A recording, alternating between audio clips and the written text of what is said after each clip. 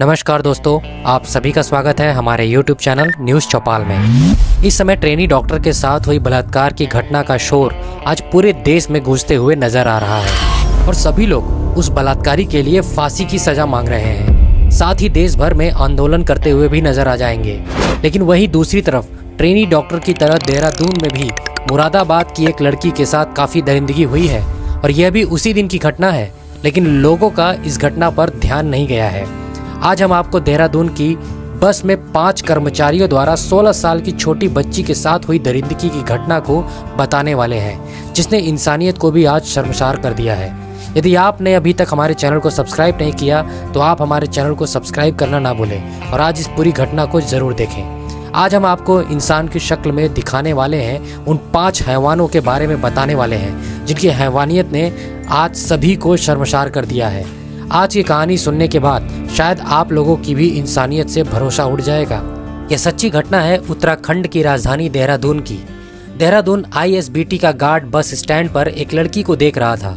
यह लड़की थोड़ी असहज सी नजर आ रही थी और अपने कपड़ों को संभालते हुए नजर आई। ऐसा लग रहा था जैसे कि वह काफी परेशान थी। उसकी मानसिक स्थिति ज्यादा ठीक नहीं लग रही थी। गार्ड उससे बात करता उससे पहले ही वह लड़की उससे कहती है कि मुझे पंजाब के पटियाला जाना है, कितनी देर में बस जाएगी। वहीं गार्ड को एक और शख्स उस लड़की के आसपास घूमते हुए दिखाई देता है, जो कि शायद उसे किसी से भी बात करने से रोकना चाहता था। ऐसे में उस गार्ड को उस व्यक्ति पर शक होता है और वह 1098 पर कॉल कर देता है, जहां पर चाइल्ड हेल्थ हेल्पलाइन पर बताता है कि देहरादून ISBT के प्लेटफॉर्म नंबर 12 पर एक लड़की खड़ी है और वह कुछ अजीब लग रही है। अगर आप देख लेंगे तो शायद आप हमसे ज्यादा समझ सकते हैं। गार्ड के फोन करने के कुछ देर बाद ही वहां पर पुलिस पहुंच जाती है और चाइल्ड वेलफेयर की कमेटी भी वहां पर पहुंचती है और उस लड़की से बात करने की कोशिश करती है। चाइल्ड वेलफेयर कमेटी के सदस्य उसकी मनोस्थिति को समझते हुए उससे सवाल जवाब करते हैं, लेकिन वह सवाल जवाब को ज़्यादा समझ नहीं पा रही थी। जब उससे पूछा गया कि कहाँ की रहने वाली है तो उसने बताया कि वह पंजाब के पटियाला की रहने वाली है और वहीं जाना चाहती है। लड़की को भूख लग रही थी, ऐसे में उसे खाना खिलाया, उससे बातचीत की गई। उसकी हालत काफ़ी अजीब सी हो रही थी। वह किसी भी सवाल को ज़्यादा सही तरीके से जवाब नहीं दे पा रही थी और जब भी वह किसी पुरुष को देख रही थी तो वह उनसे डर रही थी। ऐसे में चाइल्ड वेलफेयर कमेटी के लोगों ने उसे अपने साथ ले जाना ठीक समझा। अब उसके बाद वेलफेयर कमेटी की महिलाएं उससे बातचीत करने लगती हैं और लगभग 2-3 दिन बीत जाते हैं। तब उस लड़की ने उन्हें बताया कि उसके साथ कुछ गंदा काम हुआ है, लेकिन उसकी स्थिति इतनी ठीक नहीं थी कि उसके साथ किसने यह गंदा काम किया, कहाँ किया, यह कुछ बता सके। उसके बाद आखिरकार पुलिस ने पिछली तारीख में वापस जाते हुए 12 और 13 अगस्त 2024 की उस रात में तफ्तीश शुरू की, जहां पर उस लड़की को सबसे पहले देखा गया था। उसके बाद पुलिस ISBT देहरादून पहुंचती है और उस रोडवेज बस स्टैंड पर जितने भी CCTV फुटेज थे उन सभी कैमरे को बारीकी से खंगाला जाता है और देखा जाता है कि वह संदिग्ध व्यक्ति जो उस लड़की के आसपास घूम रहा था वह लड़की के आसपास कहीं और भी दिखाई देता है। उसके बाद उस व्यक्ति का फोटो निकलवाया जाता है और रोडवेज डिपो में जितने भी लोग काम करते हैं उन्हें वह फोटो दिखाया जाता है। उसके बाद पुलिस को लोगों से उस व्यक्ति की जानकारी मिली और उसके बाद उस व्यक्ति का नाम पता निकलकर सामने आता है। तब पुलिस उसे गिरफ्तार करती है। गिरफ्तार करने के बाद उससे पूछते हैं कि आखिर यह पूरी कहानी क्या है, और जब उसने सब कुछ बताने में आनाकानी की तब पुलिस ने सख्ती से पूछताछ की। तो उसने जो कहानी सुनाई उस कहानी को सुनने के बाद शायद आप लोगों का भी दिल पसीज जाएगा। 12 अगस्त 2024 की यह बात है। शाम के लगभग 4 बजे के आसपास दिल्ली के कश्मीरी गेट पर एक लड़की खड़ी हुई थी। वह लड़की उस शख्स से पूछ रही थी कि मुझे पंजाब में पटियाला जाना है और कौन सी बस मिलेगी। वह उसे बताता है कि यहाँ पर कई सारे बसें खड़ी हैं, लेकिन वह सब अलग अलग जगह पर जाती हैं। ऐसे में उसने बताया कि यह सामने जो बस खड़ी है इस बस में आप बैठ जाओ, हम तुम्हें पंजाब छोड़ देंगे। वह बस दिल्ली से देहरादून के लिए चलने वाली थी। उस लड़की को इसने बस उस बस में बिठा दिया और किसी तरह की कोई किराए की बात भी नहीं की और उसे कहा गया कि जब भी तुम्हारा स्टेशन आएगा हम तुम्हें सुरक्षित उतार देंगे। अब दिल्ली से यह बस निकलती है और रात के करीब 11 बजे देहरादून के बस स्टैंड पर पहुंच जाती है।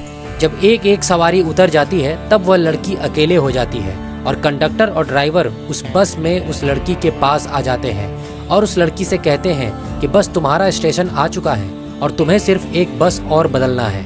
अब तुम थोड़ी देर हमारे साथ आराम करो। अब उसके बाद उन दोनों कंडक्टर और ड्राइवर ने उसके साथ गलत हरकतें करना शुरू कर दी। उस लड़की की उम्र भी करीब 16 साल तक ही रही होगी। ऐसे में उसे भी यह कुछ समझ नहीं आ रहा था कि आखिर उसके साथ क्या हो रहा था। उसके बाद यह दोनों उसके शरीर के कपड़े उतार कर उसके साथ गलत काम करने लग जाते हैं। कंडक्टर और ड्राइवर बारी बारी उसके साथ बलात्कार करने लगते हैं। उसकी पास में ही एक और बस खड़ी हुई थी जो कि ऋषिकेश दिल्ली के लिए चलती है। वहाँ पर जब उसकी आवाज़ पहुँचती है तो उस गाड़ी के अंदर 2 ड्राइवर बैठे हुए थे। वह ड्राइवर भी कुछ देर बाद इस गाड़ी में आते हैं और यहाँ आकर देखते हैं कि आखिर इसमें क्या चल रहा है। और जब वह देखते हैं कि इस बस के ड्राइवर और कंडक्टर उस लड़की के साथ गंदा काम कर रहे थे, लेकिन यह सब देखने के बाद उसे छुड़ाने की वजह उन दोनों ड्राइवरों ने भी उस लड़की के साथ गंदा काम करने की इच्छा जताई और दोनों ड्राइवरों ने भी उस लड़की के साथ वही करना शुरू कर दिया। लगभग 1.5-2 घंटे का समय बीत जाता है। तभी उस गाड़ी का जो कंडक्टर था, जो दिल्ली से उस लड़की को लेकर आया था, वह अपने बस के पैसे कैशियर को जमा करने के लिए जाता है और यह इन तीनों को लड़की के साथ छोड़कर पैसे जमा करने के लिए बस से उतर जाता है। जब कंडक्टर कैशियर के पास पैसे जमा करने के लिए जाता है तब कैशियर उससे पूछता है कि तुम्हारी गाड़ी को आए हुए करीब 1.5 से 2 घंटे हो चुके हैं, लेकिन अब तक तुम कहाँ थे और अभी तक तुमने पैसे क्यों नहीं जमा करवाए। उसके बाद कंडक्टर जवाब देता है कि मेरी गाड़ी के अंदर एक लड़की है, अगर तुम चलना चाहते हो और उससे मिलना चाहते हो तो तुम भी उससे आराम से मिल सकते हो, कोई दिक्कत नहीं है।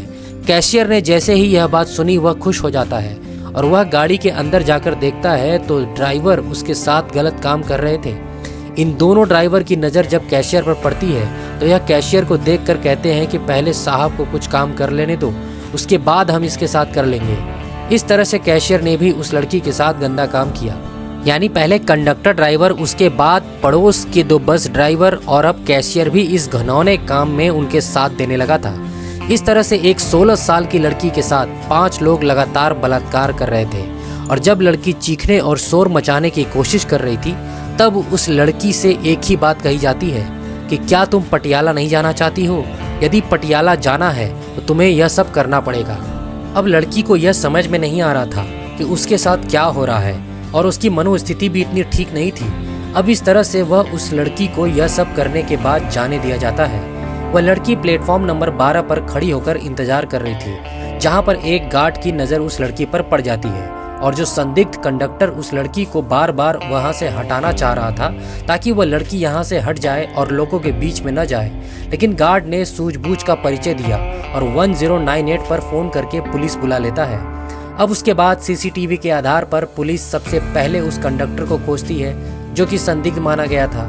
उसके बाद 4 और पकड़े जाते हैं। इस तरह से कुल 5 व्यक्तियों को पुलिस गिरफ्तार करती है और 5 के नाम की बात की जाए तो एक का नाम धर्मेंद्र कुमार है जिसकी उम्र 32 साल है, जो हरिद्वार के बंजारा गांव का रहने वाला होता है। साथ ही हरिद्वार के भगवानपुर का रहने वाला देवेंद्र, जिसकी उम्र 52 साल के आसपास होती है।